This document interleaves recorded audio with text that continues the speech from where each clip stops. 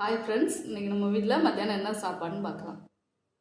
சூடான சாதம், முட்டை கிரேவி செஞ்சுருக்கேன். இது சாதம், இட்லி, தோசை, சப்பாத்திக்கு சூப்பராக இருக்கும் காம்பினேஷன். சுண்டக்காய் மசாலா செஞ்சுருக்கேன்.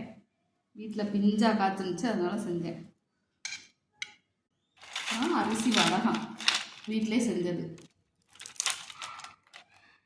அப்புறம் தயிர்.